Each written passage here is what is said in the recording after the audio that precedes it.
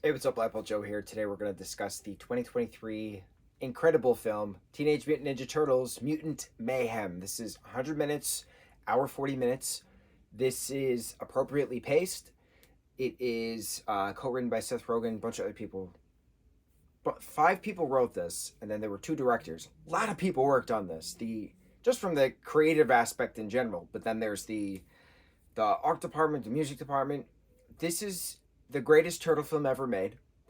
This was gorgeous. Gorgeous. I just watched all 10 Turtles films back to back to back to back to back to back to back to back. So I have full authority in regards to what is the best and what is the worst. This is the best Turtles film that has been made. And I don't know how the last film in the franchise, as in the most recent film in the franchise, is the best film in the franchise. This is a 95% on Rotten Tomatoes. This is absolutely incredible. Aside from the story, we get an origin, we get a beginning. We get new versions of characters, but this is an animation we've never seen before. This animation style we've never seen before. It's like when Amazing Spider-Verse, no, Spider-Man Into the Spider-Verse, when Into the Spider-Verse came out, because Across the Spider-Verse is a sequel, that was made to look like a comic book. So it's 3D animation with 2D hand drawn over it to make it look like a comic. This looks like sketchbook stuff, and that's what the one of the creators wanted, that to look like the storyboarding, to look like the sketches that he would do in high school, kind of a thing. But aside from like the jaggedy lines and the sketches and stuff like that, it looks like paintings in certain points. But it really, certain moments, looks like stop motion animation. But it's a 3D, it's a CGI film.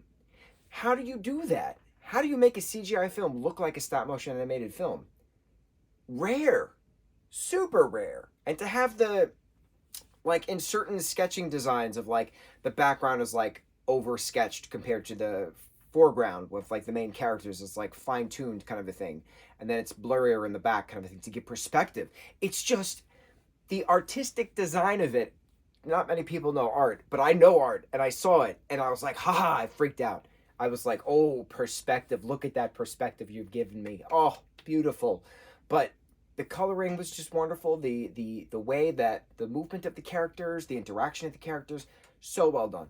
So this is a story where we get beginning is Baxter Stockman is the uh, inventor of the ooze, and he creates this ooze to mutate, the animals that he has around him, or the embryos that he has around him, to make a family, that they all could be one big family, because humans are awful, and how dare, just humans are awful, right? So he then gets infiltrated by this tech company, basically, who tries to take his ooze away to use it for their own weaponry and military purposes.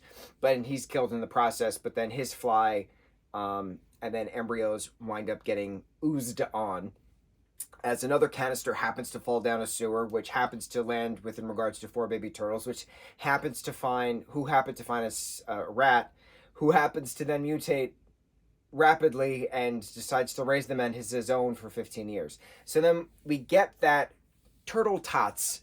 We get some Turtle Tots stories. Splinter as a young dad, trying to bring them to Times Square because they're so enamored by human culture, and then they're just bombarded. Monsters, monsters, bad monsters. And then they have to go back in hiding, and then he teaches them, the ways of ninjutsu and stuff and self-defense and things like that. But these are 15-year-olds in 2023, so they were born in '08, technically, right? That's the 15-year jump, and they're using cell phones, and they're using social media, and in regards to looking at social media and texting, and just Splinter texting Donnie and back and forth. It's so cool. And I said this in the last film too, in Rise of the Teenage Mutant Ninja Turtles, the 2022 Netflix film. It makes sense to have teens interacting with the modern tech. How did the teens interact with the modern tech? And to have these particular teens, these 15-year-olds, using certain apps, speaking certain ways that modern 15-year-olds would say, talking about Riz, saying something is sus. Like, it's just entertaining because it's relevant to the modern teen.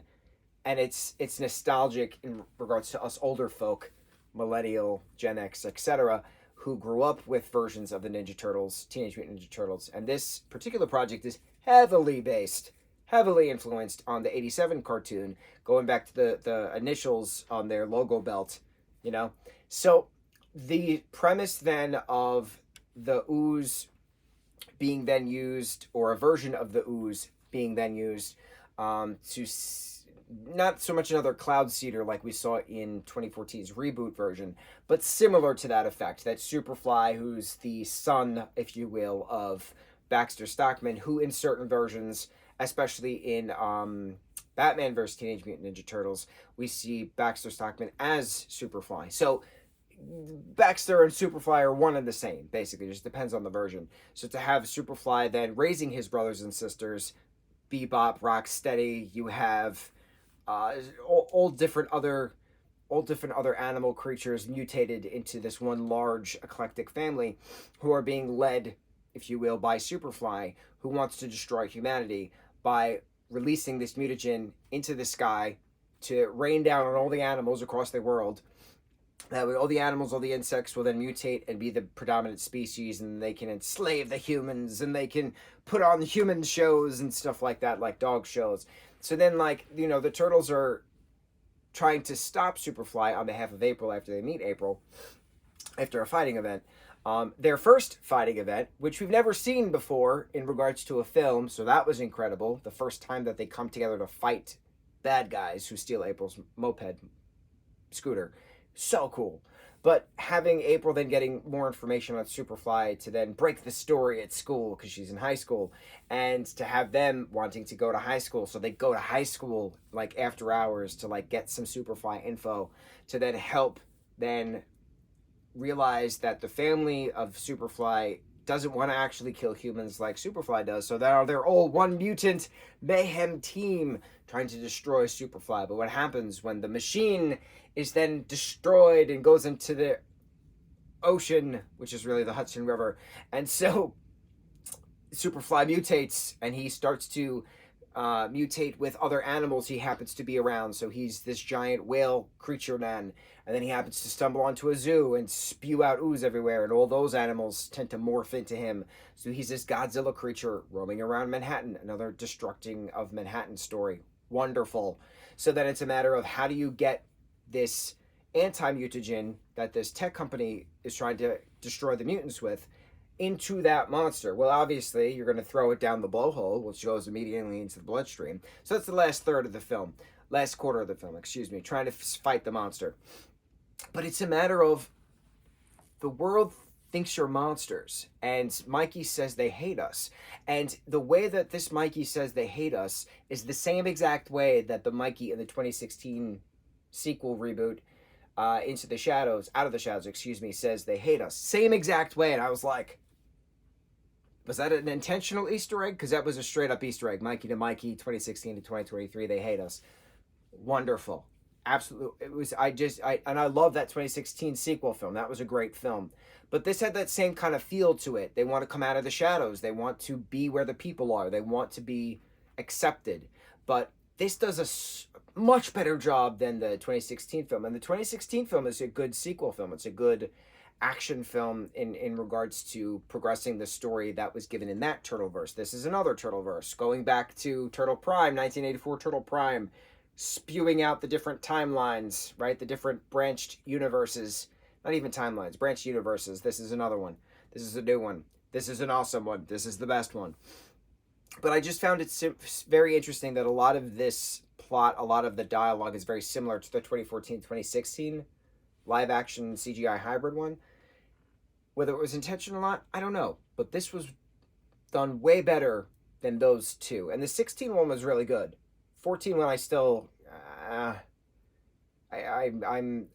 like it, but I don't love it. I appreciate it now more in regards to the Turtleverse. But as its own separate, changing the experiment from an accident, I don't like that. I don't like that. This is still an accident, and it's neat.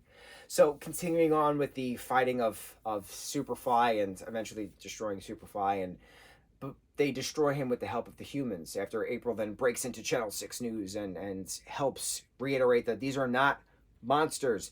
These turtle brothers are the heroes. These turtle brothers leading the other mutants within regards to this mayhem. They're trying to help the humans, not destroy the humans, help the humans. Let's all work together to save New York, to save the city we love, get rid of this whale monster thing, right?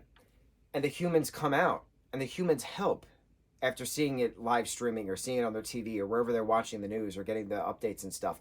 Having all of these different humans throw things out their windows of the apartments to Superfly. Having all the different humans, help Splinter, who broke his leg, with this canister, putting it in a plastic bag and passing the plastic bag from one to the other and eventually getting up on a crane and then stuff like that. It was very a la Amazing Spider-Man when Andrew Garfield's Spider-Man was like hurt or something like that. And like they set the cranes up to like make it easier for him to swing from crane to crane. It reminded me a lot of that. And it's interesting because this isn't the first time I've said, oh, this reminded me a lot of Spider-Man in regards to turtle stuff. So it's very interesting. I'm curious if there's ever been a Spider-Man versus Teenage Mutant Ninja Turtles, because we watched the Batman versus Teenage Mutant Ninja Turtles, but I'm curious if there's a Spider-Man versus Teenage Mutant Ninja Turtles in regards to comics. I have to look into that. I don't know. I'm assuming there will be eventually. I hope there will be one eventually. But bro, the ending of this with them, saving the day and then everybody, crowding around them to interview them, humans crowding around to them to interview them, all of the mutants being one giant family at the end, living in the sewer together, the turtles then getting to go to high school, they put on their human clothes, they go to high school, they're accepted. It just gave me chills because for the 23 years worth of turtle films, right? We started with 1990s Teenage Mutant Ninja Turtles, a live action film. Jim Henson Company made the costuming incredible film, right? We talked about that. That's where we started, up to 2023's Teenage Mutant Ninja Turtles Mutant Mayhem. 23 years worth of film, 10 films in 23 years. We watched it all. We just talked about it. We didn't discuss the TV series because there's numerous of those. But film-wise, this is the first time that we actually see in a film their first fight. We don't ever see their first fight in other stuff. This is like a full battle first fight. We see that in this. This is the first time we see them be accepted and appreciated and championed and get to go to high school at the end. It's a true mantra of not all monsters do monstrous things and breaking that stereotype and learning to accept those for everybody's differences. It's a we, not me moment. It's one of those post-racism moments in regards to film. And we talked about that in regards to different projects many a times, the we, not me and a post-racial environment. And it's just a wonderful together unification mindset, unification goal, right? Without progress, there'd be no future. I don't know how else to say this. Without progress, there would be no future. So to have this come together and to have them being celebrated and get to go to prom at the end, I got chills, I got teary-eyed. It was just one of those like, we did it. Not even they did it. It was a we did it moment. Watching 10 films back to back to back to back to back to back to back and seeing some of the same things being introduced or reintroduced, but seeing certain projects have heart and certain things just like but then like this surprised me. I don't get surprised often, and this surprised me. And aside from the visual effects, this was so well done. The story was incredible. The introduction of Shredder at the end was appropriate. There's going to be a TV series now based on this. There's going to be a sequel film based on this. This is a franchise that's never going to end in general. But this 2023 version is a new launching point for the next 23 years worth of film. I can't wait. I'm so excited. I got to get all the toys now from this film. How dare myself say that, because it's not going to drive me crazy if I don't have them. Amazing. Absolutely amazing. I loved this film. This was gorgeous. I don't know how else to explain it. Visually, artistically, musically, the soundtrack was gorgeous. The score between scenes was gorgeous, and the story was gorgeous. So, now we rank them. Good luck. Good luck to me. Mutant Mayhem, this 23 film, number 1, incredible. I have to go 91's Teenage Mutant Ninja Turtles 2 Secret of the Ooze, just because of how fun that film is, and how I absolutely obsessively love watching the turtles dance with Vanilla Ice during the ninja rap. Go ninja, go ninja, go. Love it. Third will have to be the first one, Teenage Mutant Ninja Turtles, 1990. Fourth would have to be Turtles Forever, 2009's Turtle Forever. I'm going to go 07's TMNT. Okay, so that's the 5. We're then going to go 2016's Out of the Shadows. We're going to go Batman versus Teenage Mutant Ninja Turtles. We're going to go Rise of the Teenage Mutant Ninja Turtles. And then we're going to go 2014's. No. We're going to go Teenage Mutant Ninja Turtle 3, which is that time traveling one with a stick, and then Mikey like magically reappears half a second later down the sewer drain. Couldn't stand it. That's what, 1993's Teenage Mutant Ninja Turtle 3, and then we're going to go 2014's Teenage Mutant Ninja Turtles. Okay, we did it. We did all 10. It's interesting when I complete a marathon like this, because the information is so compressed and stuck in my head that it's now interesting then going into other projects moving forward, because I'm not going to be marathoning something for a bit. I think my next technical marathon is going to be the and I've been trying to figure this out. It's going to be the films that involve Jay and Silent Bob. Not every Kevin Smith made film has Jay and Silent Bob in them, and he has a specific universe, and not every film in his universe has Jay and Silent Bob, but I want to specifically watch the Jay and Silent Bob films. So I think that's 9. So we're gonna do that in like June. I want April and May to catch up on shows and books, because I still have not been reading as much as I want to. We're just talking. We're just out loud verbalizing what's going on in my head right now. So now that our Teenage Mutant Ninja Turtle marathon is done, I'm gonna catch up on shows, because I have the backlog of shows I need to watch. I want to catch up on books, and then hopefully, theoretically, in June, I'll get to my Jay and Silent Bob marathon in regards to posting. And then we'll see what happens over the summer. But that's my plan as of right now. So, job well done, everyone. We did it. I still can't believe how incredible this film is. I might even watch it again. Now, it's just so good. So, Teenage Mutant Ninja Turtles, Mutant Mayhem, 2023, iconic, classic, future nostalgic film. On to the next review. Mahalo.